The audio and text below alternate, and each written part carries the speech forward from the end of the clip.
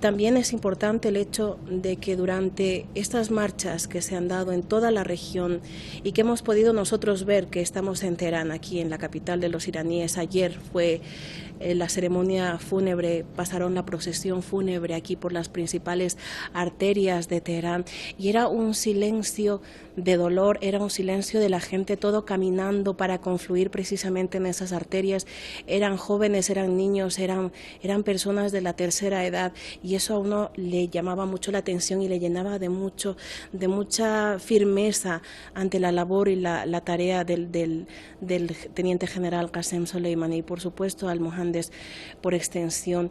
Y esa realidad que se logró palpar ayer fue uno de las confluencias más grandes tras el triunfo de la Revolución Islámica de Irán, sin desmerecer las otras, pero fue una de las más sentidas aquí en Irán y precisamente la gente decía, estando ahí entre sollozos, la gente decía, pero estamos en luto, pero estamos firmes. La respuesta de los iraníes llegará, ellos mismos decían, la respuesta de los iraníes llegará y será contundente. Pero lo que sí llama la atención, señor Torres, es el hecho de esta amenaza específica que hace Donald Trump a los ataques a las 52 instalaciones culturales incluidas, son instalaciones civiles, y el Convenio de Ginebra para la protección de los civiles de 1949 precisamente se creó en eso, para la protección de los civiles. Es la primera vez, creo, que un presidente estadounidense, si es que no estoy mal, en la época contemporánea al menos, haya hecho una amenaza de este tipo contra civiles, señor Torres. ¿Cómo usted puede ver esto? Sí, bueno, la locura de Donald Trump ha sobrepasado los límites. Vemos como, a pesar de que ellos firmaron un acuerdo que no iban a atacar estos 52 centros culturales, vemos como él ha actuado por encima de los acuerdos y sin importarle nada. Producto de eso, bueno, es el asesinato del general Qasem Soleimani, que ellos sabían que el general iba a organizar al pueblo, en este caso iraquí, para que decidieran ellos mismos su propio destino. Vemos como también han venido propiciando no solo ataques en Irán, sino en todas partes del mundo, sin importarles nada, sin importar los acuerdos que ellos mismos han firmado. Estados Unidos entró en un grado de desesperación que ellos mismos, a través de sus diputados demócratas, ellos mismos han reconocido. Y es por eso que la misma Cámara de Representantes le ha tratado de poner un límite al loco de la Casa Blanca, como nosotros lo decimos acá en Venezuela. Estados Unidos de verdad que ya ha sobrepasado los límites. Los organismos internacionales han sido cómplices, han condenado incluso hasta el propio Irán y a los países que han mantenido una posición de paz, una posición de tranquilidad.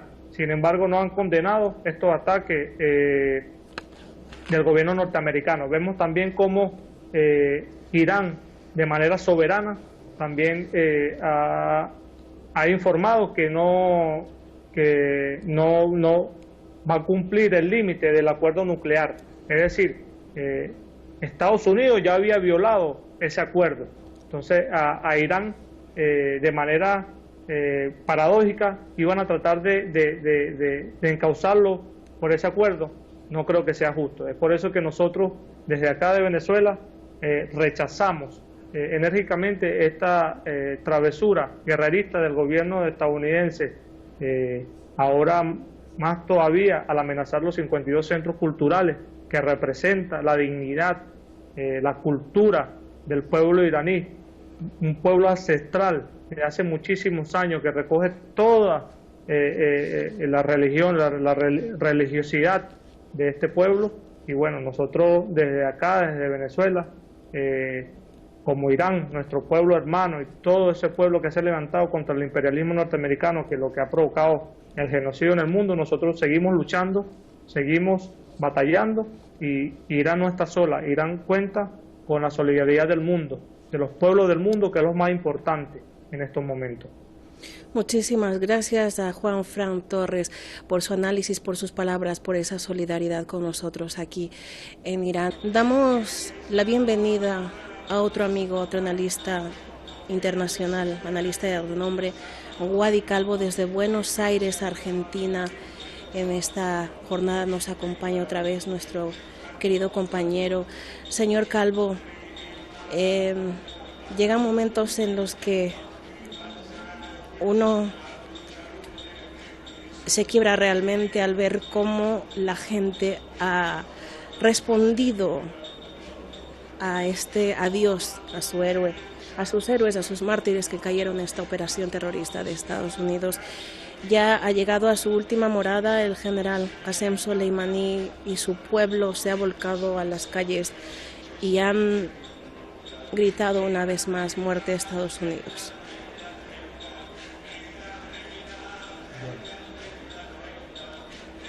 La inteligencia norteamericana ha sabido muy bien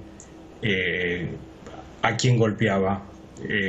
La respuesta del pueblo iraní es absolutamente precisa.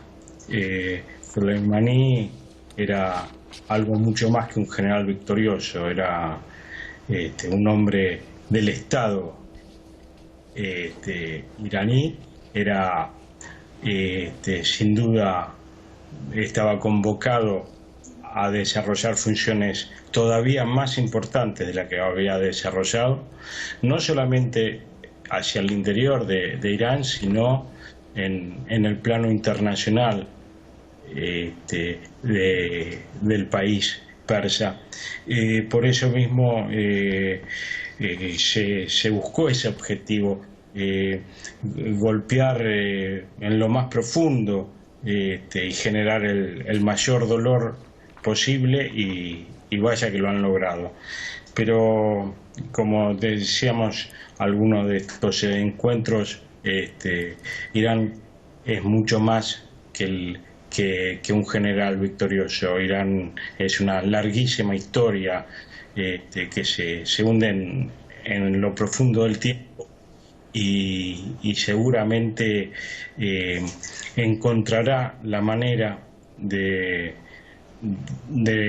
superar este trance, este dolor, de generar nuevos Soleimani, que sin duda debe haber muchos entre los hombres y mujeres de la nación iraní, y bueno, esperar que baje la presión, y sin duda la inteligencia de los dirigentes iraníes van a encontrar una salida acorde a este problema.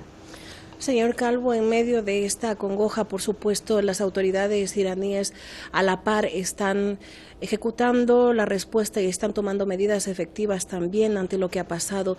Y una de ellas se ha dado hoy día en el Parlamento de Irán, en que se refuerza la ley de triple emergencia en contra de Estados Unidos, y entre sus artículos está tipificado que se declara al CENTCOM, al Centro de Comando de Estados Unidos, terrorista. Se aumenta también a esa escala a estamentos, individuos, entidades que hayan estado vinculados con el asesinato de Qasem Soleimani, de tipificarles de terroristas, y también se pide en esta ley parlamentaria 200 millones de euros al presupuesto de las fuerzas Quds, el cuerpo de guardianes de la Revolución Islámica. ¿En qué se traducen estas medidas? ¿Qué meta tienen? Bueno, es alistar la situación, digamos, legal dentro del país para los tiempos venideros, que sin duda no van a ser de paz. Van a tener que organizar, reestructurar el sistema defensivo de Irán y el sistema ofensivo. Les ha declarado la guerra el ejército más poderoso, no del mundo, de la historia de la humanidad, que está en manos de un psicópata, de un asesino, de un perverso, que por intereses absolutamente propios, alejados de los intereses del pueblo norteamericano, simplemente para defenderse ahora en juicio que le van a hacer, y en procura de ganar votantes para las elecciones de noviembre, ha dado este golpe contra un hombre fundamental para una nación, y sigue amenazando a una nación que él mismo sabe, y sus agentes y sus burócratas se lo habrán dicho, no le va a ser sencillo, porque no solamente va a enfrentar a uno de los mejores ejércitos del mundo, sino también que va a enfrentar a un pueblo absolutamente preparado y convencido de cuál es su destino y su historia. Entonces, Trump ha generado con esto la repulsa internacional, más allá de los silencios cómplices de la Unión Europea, de las Naciones Unidas, la tibieza de la respuesta de Alemania, de Francia, del Reino Unido, por miedo, por intereses comerciales, por intereses personales de cada uno de los líderes de esos países. Trump tiene el silencio, pero Trump debe saber muy bien que en su propio país tiene enemigos muy poderosos, y que esto puede ser un escalón, un paso más para que esos enemigos poderosos dentro de los Estados Unidos, hay sectores de la CIA, es público, que lo han espiado y han denunciado sus acciones respecto a lo que ha pasado en Ucrania, que habilitó el juicio político que le están haciendo. Hay sectores muy interesados en sacarse a este ser despreciable de encima.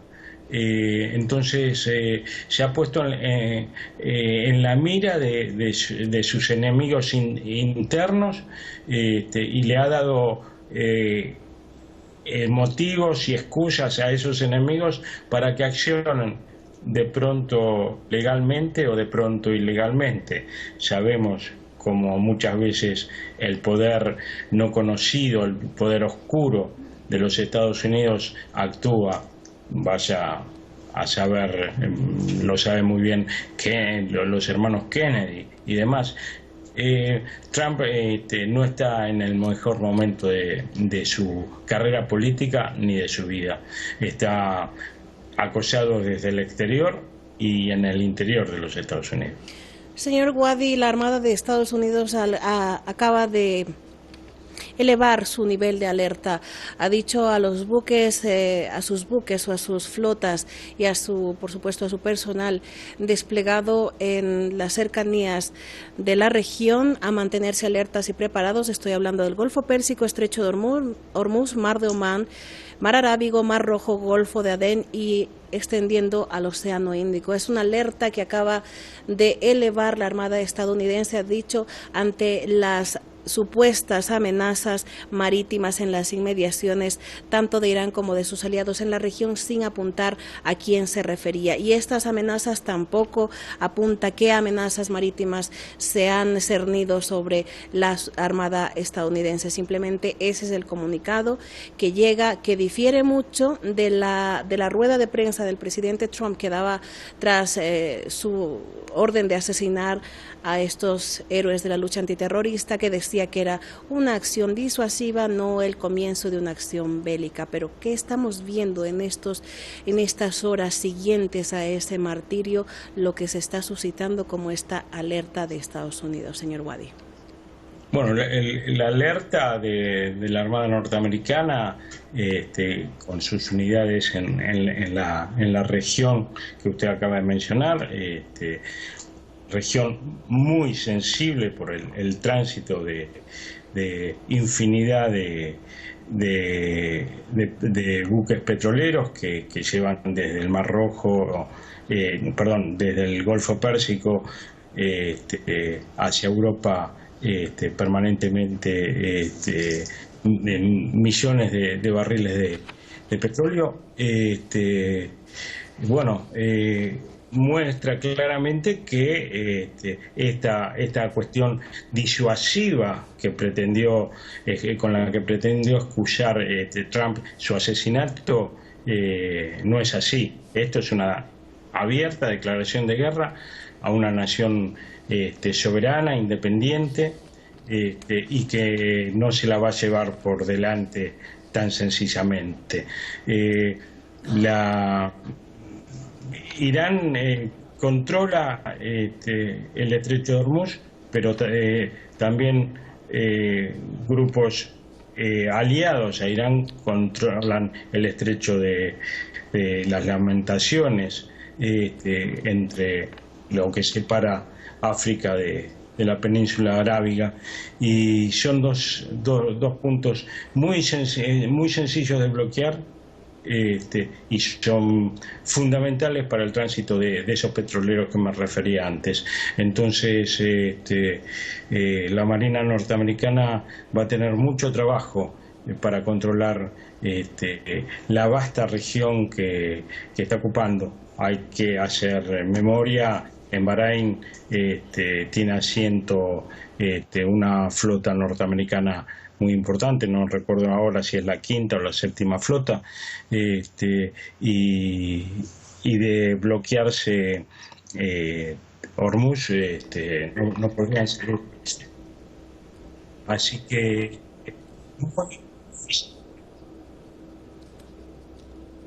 muchísimas gracias a Wadi Calvo desde Buenos Aires, Argentina. Muchísimas gracias, analista, por su tiempo y por su atención a la cadena. Ahora recibimos, por supuesto, a Isabel Frangi desde Caracas, Venezuela, analista internacional. Señora Frangi, muchísimas gracias. Si usted me lo permite, en este momento estamos viendo imágenes en directo, estábamos viendo de las ceremonias luctuosas que se están presidiendo ahora en Kermán, la ciudad natal del mártir Qasem Soleimani. Ya está cayendo en la tarde, 7 de la noche, 20 minutos hora local de Teherán, y por supuesto en Kermán está cayendo la noche, pero las ceremonias luctuosas, esos golpes de pecho interminables, ese llanto que sienten las familias kermaníes y las familias iraníes a lo largo y ancho del país, de decir adiós a uno de sus más destacados hijos.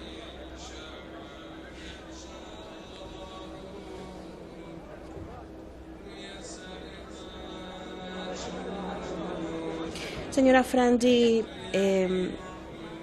se producen movimientos en estos momentos, se ha elevado la alerta de parte de la Armada estadounidense a sus buques desplegados en la región, a mantenerse preparados, ha dicho el comunicado de la Armada de Estados Unidos, en el Golfo Pérsico, en el Mar Arábigo, hasta el Océano Índico. Es toda la región que tiene preparadas sus fuerzas. Ha desplegado 3.000 nuevos soldados en la zona. Se apunta al hecho de que la OTAN y sus fuerzas en Irak están abandonando, están procediendo a la retirada, pero también se escuchan de nuevos despliegues en Arabia Saudí y los Emiratos Árabes Unidos. ¿Esto acaso no es ya una declaración de guerra o los principios de una tras las amenazas de los 52 ataques contra Irán del presidente Trump? En primer lugar, permítame a través de su pantalla presentar mi condolencia al eje resistente en el mundo y igualmente al pueblo iraní y su gobierno nacional. Luego de esa pérdida tan gigante de un gran gigante batallador, libertador, el cual es el general Qasem Soleimani, que lo ha perdido la humanidad realmente. En cuanto al despliegue de esas tropas norteamericanas, pareciera que el Pentágono hasta el momento, o por orden de del presidente Trump no ha leído la historia, no ha leído los acontecimientos anteriores a unos despliegues de esta forma.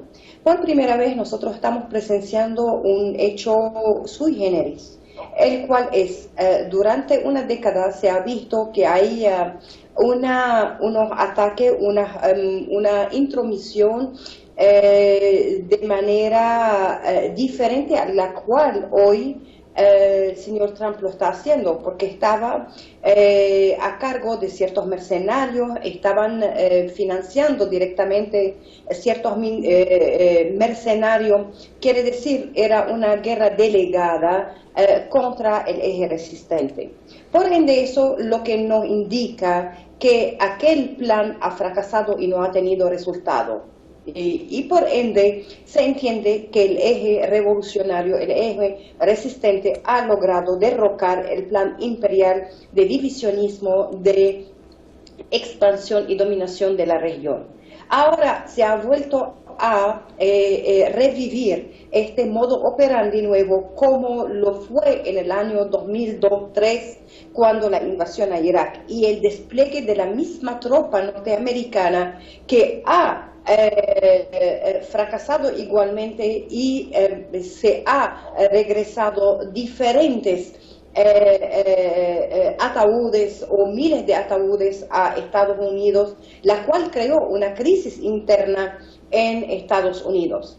Esta vez el señor Trump repite el mismo error en hacer este despliegue y cabe la acotación que anteriormente el eje resistente no estaba tan fortalecido como hoy lo dictan los hechos, el cual que empieza desde Irán, pasa por Siria, Líbano, Irak o Yemen. En una zona geopolítica, geoestratégica, geográfica importante en la zona. Entonces, y hubo aquel derrocamiento y pérdida de vida en la Fuerza Armada norteamericana. Esa medición de ir a una guerra, yo a mi modo de pensarlo, veo que es más un gigante de papel que se está tratando de demostrar de manera unísona, de manera diferente, igual a la cual emprendió su política el señor Trump, la cual era la presión que es más feroz, el bloqueo económico, que azotaba a los pueblos, azotaba a los gobiernos, acorralaba de manera directa a los pueblos. Pero ya este juego, como pareciera obedecido a unos compromisos o una consultoría interna alrededor del presidente que no tienen experiencia en lo que ha sucedido en los mismos años anteriores, 2003-2004. Por ende, para mí, ese despliegue es meramente de un ogro que está tratando de hacerse presencia cuando está viendo que todos sus planes fueron derrocados uno detrás del otro. Culminó con con el mártir Soleimani y al-Mohandes, la cual su sangre ha florecido de manera positiva y negativa para el imperio, pero positiva para el eje resistente en cuanto al compromiso unísono de todos los ejes resistentes en emprender una venganza, en emprender una política contundente en cuanto a sacudir al imperio norteamericano de la zona. Por ende, ese despliegue viene siendo, como lo hemos visto y lo estaban analizando, de manera unilateral de parte de Estados Unidos, cuando estamos viendo una hesitación de parte de la Unión Europea.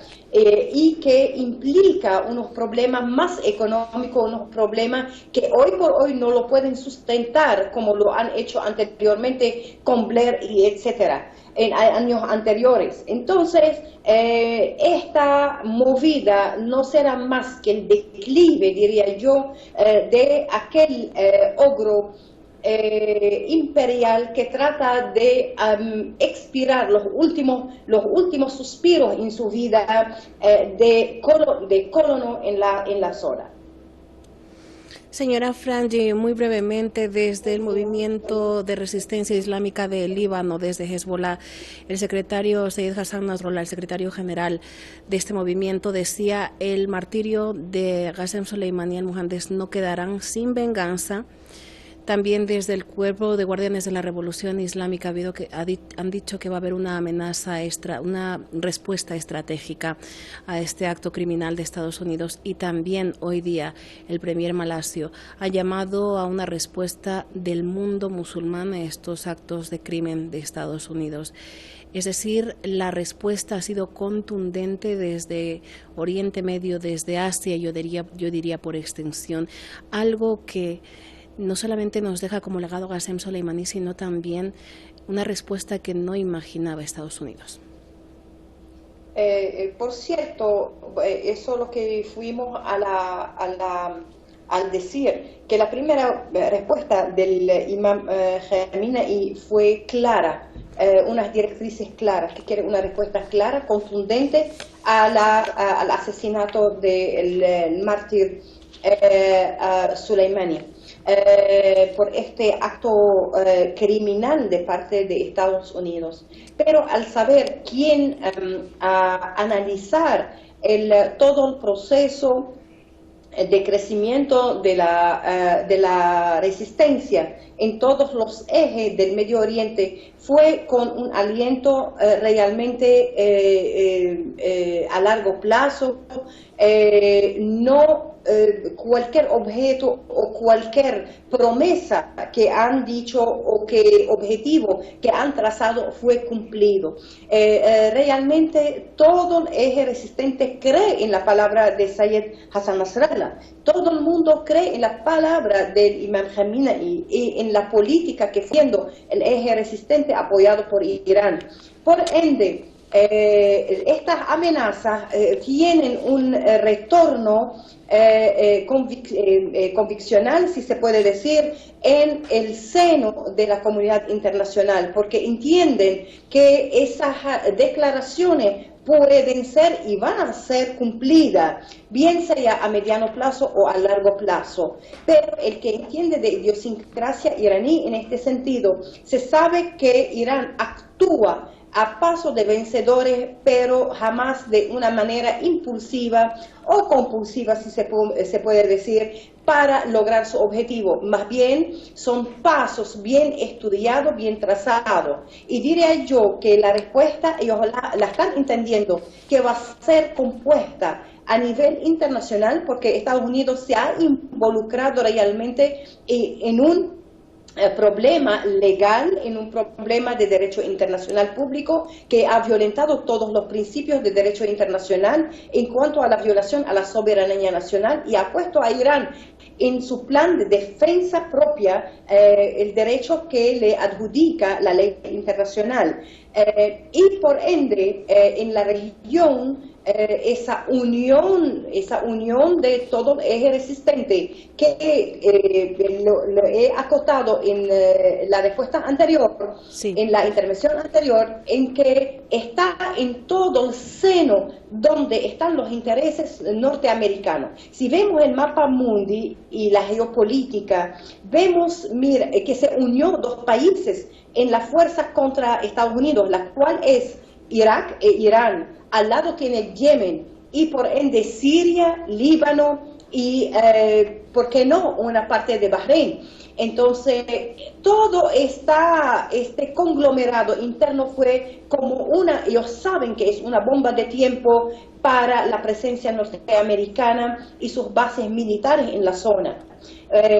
Por ende, se entiende que esas declaraciones contundentes de parte de los líderes de la Fuerza Armada del eje resistente pueden ser cumplidas, van a ser cumplidas, y hay una interactuación, de sentimiento entre poblaciones, entre resistentes, entre sus seguidores y esas decisiones que fueron tomadas. Por ende, diría yo, y siempre anhelamos, que será la sangre del general Qasem Soleimani se ha elevado como mártir para ser un hito y un declive, fecha de declive para la presencia norteamericana como colonos en la zona. Muchísimas gracias. Seguimos dando cobertura especial y analizando toda la coyuntura que ha tenido lugar durante estos días sobre el tema de la semana, el asesinato del teniente general Qasem Soleimani, el comandante de las fuerzas Quds del cuerpo de los guardianes de la Revolución Islámica de Irán. De hecho, ahora contamos con el analista internacional Fernando Moragón, que nos acompaña desde Madrid, España. Saludos y bienvenidos. Gracias por invitarme, encantado de estar con vosotros. Sí, señor Moragón, como primera pregunta, una pregunta habitual de estos días, ¿qué lectura tiene sobre los actos fúnebres que han tenido lugar, en especial hoy, en la tierra natal, en la ciudad natal, Kermán, del desaparecido, asesinado Qasem Soleimani, el teniente general Qasem Soleimani, a manos de Estados Unidos? ¿Qué lectura tiene sobre esas masivas procesiones y esa masiva participación? Yo creo que hay una interpretación clara. Era una figura popularísima en Irán, conocida por todos los iraníes, que además durante 20 años había estado forjando alianzas y defendiendo los intereses de Irán en el extranjero y en otros países. Había sido uno de los artífices fundamentales en la derrota del Daesh, del Estado Islámico, en Siria. Luego era una persona conocidísima por parte de los iraníes y a la que se le tenía un gran respeto y una gran, digamos, incluso cariño. Y eso ha hecho que su asesinato movilice a ingente cantidad de iraníes en las diferentes celebraciones, en los diferentes funerales que se han hecho sobre el general, y especialmente en su ciudad natal, donde era especialmente querido e incluso conocido por muchos de sus vecinos. Es decir, yo creo que era una figura importantísima, trascendental. En algún sentido se podía decir que era el número 2 de Irán, después del ayatolá Ali Khamenei, y eso, claro, ha conmovido a la población iraní, al mismo tiempo que la lleva a un resentimiento aún mayor contra los que han asesinado al teniente general Soleimani. Es decir, que yo creo que, bueno, esto que estamos viendo ahora es la manifestación lógica de una gran pérdida para el pueblo iraní. Bueno, como bien sabe, Donald Trump había dicho que en un tuit o en sus declaraciones ante la prensa que el general iraní Qasem Soleimani no era un rostro popular. Creo que estas imágenes hablan por sí solas, es verdad, ¿no? Sí, a ver, tenemos que tener en cuenta que Estados Unidos y especialmente el presidente Trump están lanzando constantemente tweets, informaciones, etcétera, en un bombardeo, digamos, informático o de desinformación tremendo. Es decir, entonces, constantemente están diciendo cosas distintas, intentando socavar la información, lo que en teoría de la información se llama generar ruido. Es decir, que al final todo se confunde, ¿verdad? Es decir, tenemos miles de informaciones y al final no es capaz de distinguir lo verdadero de lo falso. Entonces, no hay que hacer mucho caso de todo lo que van diciendo los norteamericanos, porque no van a hacer de ello ni el 1%, ni la bravuconada de Trump de decir que vaya a bombardear 52 objetivos, entre ellos objetivos del patrimonio histórico, no ya solo de Irán, sino mundial.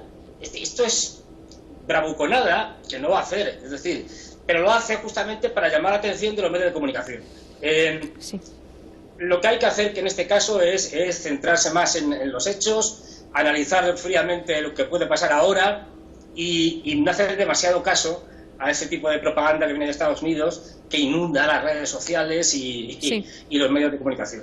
Sí, bueno, durante todos estos días hemos sido testigos de condenas, de reacciones que vienen de diferentes partes del mundo, tanto de las autoridades iraníes, tanto militares como gubernamentales, como de otras partes del mundo occidentales dentro de los Estados Unidos.